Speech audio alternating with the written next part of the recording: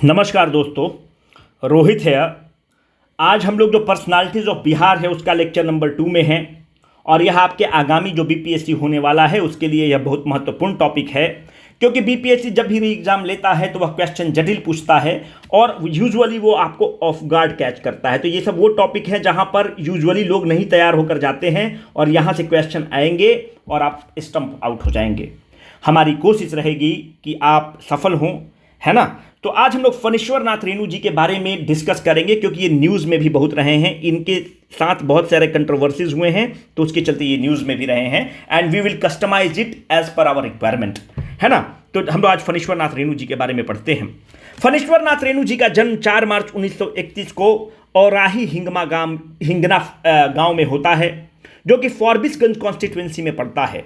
जो जिला है उसका नाम है अररिया।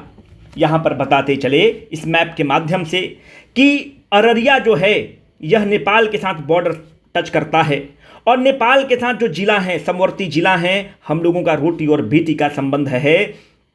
नेपाल के साथ हमारा माँ और बहन वहाँ ब्याही जाती हैं, वहाँ के लोग यहाँ ब्याहे जाते हैं। ये तो हम लोगों ने बॉर्डर तय किया है। जो 4 से 6 किलोमीटर की पट्टी होती है उस पट्टी का नाम होता है तराई बेल्ट। उस तराई बेल्ट के बारे में हमने बिहार ज्योग्राफी में बहुत डिटेल में जिक्र किया है और आपको वो वीडियो जरूर देखना चाहिए।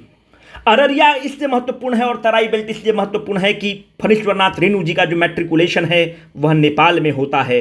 और चूंकि नेपाल में बहुत भावनात्मक संबंध होता है इनका, जब 1950 में जब लोकतंत्र की लड़ाई नेपाल में चलती है तो बढ़ चढ़कर हिस्सा फणीश्वर नाथ रेणु जी लेते हैं और लोकतंत्र की स्थापना में एक अहम रोल भी प्ले करते हैं। इनका देहांत 11 अप्रैल 1977 को इस भारत के सपूत का देहांत होता है और ये अनसंग हीरोज हैं। इनको जितना क्रेडिट मिलना चाहिए था उतना नहीं मिला। अगर आपको बताते चले कि हिंदी साहित्य का अगर सबसे बड़ा कोई नक्षत्र है तो वह है मुंशी प्रेमचंद, पर अगर देश का अगर दूसरा बड़ा नक्षत्र है हिंदी साहित्य का तो है फणीश्वर नाथ रेणु, जो बिहार की मिट्टी से आते हैं। आपको मैंने पहले भी बता रखा है कि बिहार की मिट्टी एक भभूत है, जो उस भभूत को अपने माथे पर लगाया है वो भगवान शंकर बना है।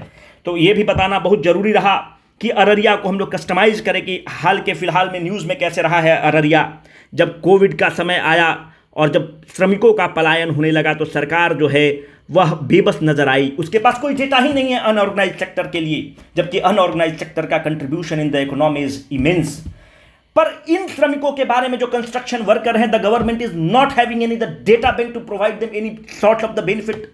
जो ऑर्गेनाइज सेक्टर के लोग हैं उनके पास तो सोशल सिक्योरिटी नेट है, उसके पास इंश्योरेंस है, पेंशन है, दुनिया भर का चीज है, but the people who needs the most were left untouched. They were treated as untouchables because the government was not ready, the government was not having any data to provide them any type of support.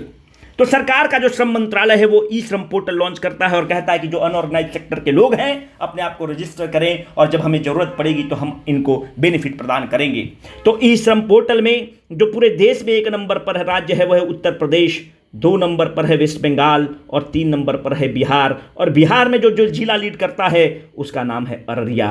कहने का मतलब है, इससे ये भी पता चलता है कि अररिया में बहुत पिछड़ापन है।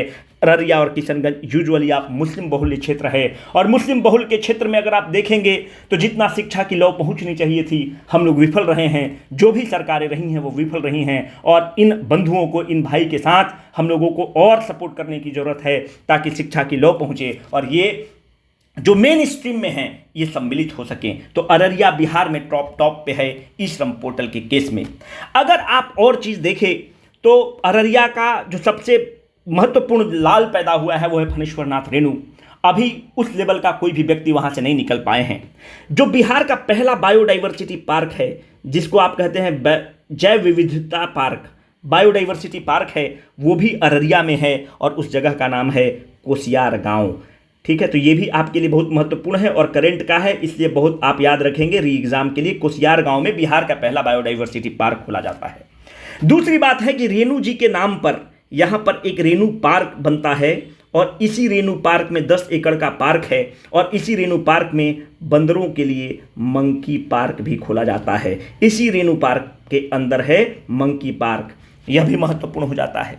सबसे महत्वपूर्ण यह हो जाता है कि रेणु जी की जो सबसे अच्छी रचना है जो हिंदी साहित्य में अगर आप देखेंगे तो हिंदी साहित्य की जो सबसे बड़ी रचना है वो है गोदान। मुंशी प्रेमचंद की सबसे बड़ी रचना है गोदान। और जो 2 नंबर के हिंदी साहित्य का सबसे बड़ा रचना है उसका नाम है दोस्त मैला आंचल। मैला आंचल वो रचना है जिसके कारण फणीश्वर नाथ रेणु जी देश की पटल पर बहुत बड़े कथाकार के रूप में दस्तक देते हैं। इस उपन्यास के प्रकाशन के बाद उन्हें एक बड़े कथाकार के रूप में देश जानता है और देश में प्रसिद्धि प्राप्त होती है।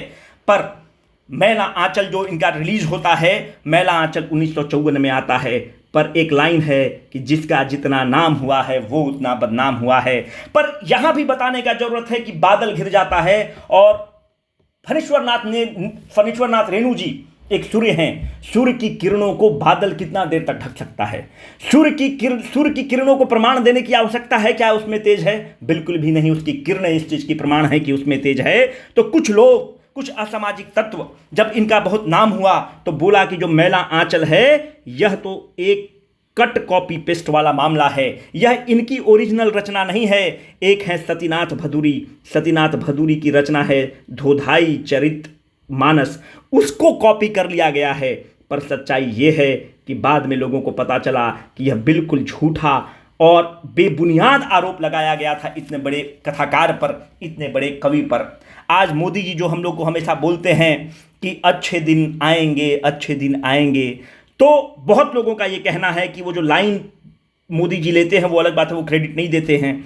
वो फणीश्वर नाथ रेणु की एक लाइन है कि देश तो आज़ाद हो गया लेकिन अच्छे दिन आए क्या? तो यही प्रधानमंत्री जी भाषण में बोलते हैं, अच्छे दिन आए क्या? तो कुछ लोगों का कहना है कि वो जो लाइन है फणीश्वर नाथ रेणु जी के द्वारा लिखित लाइन है जिसको मोदी जी कॉपी करते हैं और उन्हें पूरा अधिकार है, भारत के हर नागरिक को अधिकार है कि अपने पूर्वजों की जो लाइन है, पंक्तियां हैं, अगर पसंद हैं तो हम उसे कॉपी करें, उसे जीवंत करें, उसको हर जगह इस्तेमाल करें। इससे रचना और यशस्वी होती है और रचना की पहुंच बढ़ती है।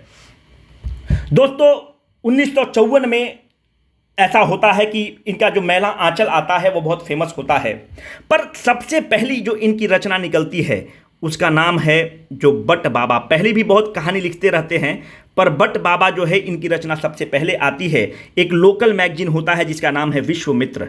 तो विश्वमित्र में पहली बार इनकी रचना छपती है बट बाबा के रूप में। दूसरी रचना इनकी छपती है, उसका नाम है पहलवान की ढोलक। यहाँ पर मैं देखता हूँ कि यहाँ पर है कि नहीं, इसमें हमने लिख रखा है। उसका नाम है, जो इनकी दूसरी रचना इसी विश्वमित्र में छपती है, उसका नाम है पहलवान की ढोलक। मैं लिख देता हूँ क्योंकि आपको ज़रूरत पड़ेगा। पहलवान की रिवाइज के समय ढोलक, ये इनकी सेकंड रचना है। और जो सबसे महत्वपूर्ण रचना है उसका नाम है मैला आंचल। आप अगर देखें तो फणीश्वर नाथ रेणु जी का फ्रीडम स्ट्रगल में भी बहुत अभूतपूर्ण योगदान रहा है। फणीश्वर नाथ रेणु जी 1942 का जब क्विट इंडिया मूवमेंट चल रहा होता है तो 1942 के क्विट इंडिया मूवमेंट के समय ये जेल जाते हैं। और दूसरी बार जो है ये टोटल रिवॉल्यूशन के समय, जो जेपी का नारा है, जो टोटल रिवॉल्यूशन, जो संपूर्ण क्रांति है, जब देश में तानाशाही आ जाती है और देश में उस तानाशाही के खिलाफ जब बिगुल फूंका जाता है तो फणीश्वर नाथ रेणु दूसरी बार जेल में जाते हैं। तो पूरे अपने लाइफ टाइम में 2 बार जेल जाते हैं। 42 में पहली बार जब ये जेल जाएंगे तो इनको अररिया जेल में रखेगा, उसके बाद पूर्णिया जेल में रखेगा और बाद में भागलपुर जेल में इनको ट्रांसफर कर दिया जाता है। जेपी के बारे में पता है कि वो हजारीबाग जेल में उनको रखा जाता है। और अगर क्विट इंडिया मूवमेंट का अगर सबसे बड़ा कोई हीरो है तो वह बिहार की माटी का सपूत जयप्रकाश नारायण है। दोस्तों एक चीज मैं यहां पर बताते बताते विषयांतर हो गया। जापान में इतना लोगों को पसंद आया कि इनकी जो रचना है मैला आंचल, उसको ट्रांसलेट किया गया है जापानी भाषा में और उसका नाम है दोरोना सुशी। आपसे पूछ सकता है कि दोरोना सुशी किस बुक का रूपांतरण है जापानीज भाषा में? तो मैला आंचल का रूपांतरण है दोरोना सुशी और इसको जापानीज भाषा में बोलते हैं मैला पल्लू। ठीक है, मैला आंचल को उसको जब ट्रांसलेट करते हैं तो मैला पल्लू के रूप में आता है। तो ये करंट वाला न्यूज़ है जो आपको जरूर पता होना चाहिए। मैला आंचल के बारे में आपको बताया कि मैला आंचल के बाद ये इतने फेमस हो जाते हैं कि इनकी ख्याति इतनी बढ़ जाती है कि बाद में सरकार 1970 में इनको पद्मश्री प्रदान करती है। और कुछ लोगों का कहना है कि पद्मश्री एक तरह से महिला आंचल के लिए प्रदान किया जाता है, और पद्मश्री ये टोटल रिवॉल्यूशन के समय लौटा देते हैं। तो ये जो रिटर्न वाला सिस्टम है केवल मोदी जी के समय नहीं हो रहा है, पहले से भी जो साहित्यकार हैं वो रिटर्न करते आ रहे हैं मेडल। जब भी सरकार निरंकुश होती है तो एक सिंबॉलिक मूव होता है कि सरकार बैकफुट पर जाए, और सिंबॉलिक मूव के तहत फणीश्वरनाथ रेणु जी रिटर्न करते हैं। आपको यहाँ पर बताना जरूरी है कि फणीश्वरनाथ रेणु जी चुनाव भी लड़ते हैं, और 1972 में पहली बार चुनाव लड़ते हैं, इंडिपेंडेंट कैंडिडेट के रूप में लड़ते हैं, और महज 5000 वोट के आसपास इनका आता है। और इनके मित्र इनको चुनाव हराते हैं जो कांग्रेस पार्टी के हैं, जिनका नाम है सरजू मिश्रा। सरजू मिश्रा जी से ये चुनाव हारते हैं, और किस चुनाव चिन्ह से लड़ते हैं? चुनाव चिन्ह है नाव छाप। और ये नाव छाप जो है उस समय बांग्लादेश मूवमेंट का शेख मुजीबुर रहमान जो है उनका चिन्ह था। तो नाव छाप पर चुनाव लड़ते हैं, इंडिपेंडेंट कैंडिडेट के रूप में लड़ते हैं। और जब ये मरते हैं, जब इनका देहांत होती है, तो उस समय एक रचना का लिख रहे होते हैं, और उस रचना का नाम है कागज का नाव। कहने का मतलब है कि वो उसी वृतांत को लिख रहे हैं जो चुनाव हारे हैं, उसी पर लिख रहे हैं, उसी का एक सिंबॉलिक मूव है। नाव छाप था, और जब मरते वक्त जो किताब लिख रहे हैं उसका नाम है कागज का नाव। पर फणीश्वरनाथ रेणु जी को अगर हम महिला आंचल के रूप में ही केवल अगर उनको हम लोग देखें, महिला आंचल से ही देखें, तो एक विराट व्यक्तित्व को छोटा करके देखना है। ये तो फिर बहुत एक मतलब बहुत छोटा हो जाएगा इनको देखना कि केवल आप इनको महिला आंचल के रूप में देखते हैं। ये इतने विराट कवि हैं, इतने महान कवि हैं, इनकी रचना इतनी अच्छी है, इनकी रचना में सुर ताल और साज इतना अच्छा है कि इनकी रचना पर पिक्चर बनती है। और यहीं से आपसे क्वेश्चन पूछा जा सकता है दोस्त, इनकी जो रचना है फणीश्वरनाथ रेणु की, एक किताब है मारे गए गुलफाम, पता नहीं आपको दिख रहा है कि नहीं, मारे गए गुलफाम। इस मारे गए गुलफाम पर एक पिक्चर बनती है, उस पिक्चर का नाम है तीसरी कसम।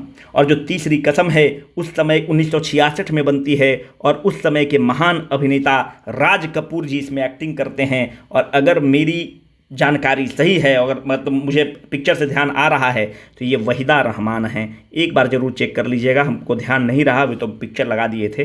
वहीदा रहमान जी इसमें एक्टिंग करती हैं, और उस समय के सबसे बड़े हीरो राज कपूर इसमें एक्टिंग करते हैं। इनकी रचना यहीं पर नहीं रुकती है, जो इनकी रचना को पढ़ा है वह दीवाना बना है। और 2017 में एक पिक्चर आती है, जो पिक्चर देखने वाले लोग हैं आपको पता होगा कि पंच लाइट, आप पिक्चर देख भी लिए होंगे और आपको पता नहीं होगा कि पंच लाइट पेट्रोमैक्स को कहा जाता है, और ये इनकी रचना है पेट्रोमैक्स और पंच लाइट, और इसी पर एक मूवी बनती है 2017 में। ऐसे थे हमारे फणीश्वरनाथ रेणु जी, और हम लोगों को कितना कम पता होता है इतने बड़े बड़े लोगों के बारे में। और दोस्तों, जो मुझे सबसे प्रिय है, जो पिक्चर का मैं बहुत दीवाना हूं, और आप अगर सच पूछे तो मैं इसीलिए ये वीडियो बनाने के पीछे मेरा मकसद ऐसा ही रहा है, ये फणीश्वरनाथ रेणु जी का हस्ताक्षर है। ये हस्ताक्षर दूसरे के लिए हो सकता है, पर हमारे और आपके लिए जीता जागता इतिहास है। जब टोटल रिवॉल्यूशन के समय जब फणीश्वरनाथ रेणु जी अरेस्ट होते हैं, तो फणीश्वरनाथ रेणु जी को अररिया जेल में रखा जाता है, और उस समय जेपी को पत्र लिखते हैं और बोलते हैं कि यहाँ पर व्यक्ति को जानवर के रूप में ट्रीट किया जाता है। आज़ाद भारत की स्वतंत्रता संग्राम में हम लोगों ने इसलिए लड़ाई नहीं लड़ी थी कि मनुष्य को जानवर के रूप में जेल में ट्रीट किया जाए, और सरकार इस पर पहल उठाती है, सरकार कदम उठाती है। जब जनता पार्टी की सरकार आती है, तो यह हस्ताक्षर अपने आप में जीता जागता उदाहरण है। जब फणीश्वरनाथ रेणु जी जेल में जाते हैं, उस समय का हस्ताक्षर है। दोस्तों, अभी मैंने आपको बता रखा कि टोटल रिवॉल्यूशन के समय जब नाराज होते हैं, सरकार जब निरंकुश होती है, तो बोलते हैं कि ऐसे सरकारी मेडल का मैं क्या करूंगा, और ये रिटर्न कर देते हैं इमरजेंसी के समय। He returns back his Padma Shri. तो this can be a question कि इनको कौन सा अवार्ड मिला था। दोस्तों, ये कुछ किताबें हैं जो आपको ज़रूर पता होना चाहिए। बहुत किताब नहीं भी पता रहे तो मैं ये किताब पढ़ चुका हूँ, पारिती परिकथा, बहुत ही सुंदर किताब है, ज़रूर पढ़िएगा। मैला आंचल अगर आप नहीं पढ़ रहे हैं तो आप ट्रू बिहारी नहीं हैं, ट्रू हिंदी साहित्य के प्रेमी नहीं हैं। इन किताब को ज़रूर पढ़िएगा। और एक किताब मैं आपको और बताऊँगा, ये पढ़िएगा। ये तीनों किताब मैं पढ़ चुका हूँ, इससे मैं आपको एक फीडबैक दे रहा हूँ। पलटू बाबा रोड, ये भी बहुत ही अच्छी किताब है। तो इस तरह की किताबों को पढ़िए। जुलूस भी बहुत अच्छा है, बहुत ही शानदार है। तो इन किताबों को पढ़िएगा। खाली समय में नेटफ्लिक्स पे देखने से अच्छा है कुछ ज्ञान भरी किताबें पढ़िए। किताब का कोई सब्स्टिट्यूट नहीं है। जब किताब को आप हाथ में छूते हैं, उससे जो सुगंध आती है वो दुनिया का कोई भी सुगंध आपको मज़ा नहीं दे सकता है। जब किताब की पन्ना को पलटिएगा और जो फड़फड़ाहट की आवाज़ आएगी, उसका दुनिया में कोई भी पक्षी का चहचहाहट भी उतना सुंदर नहीं लगेगा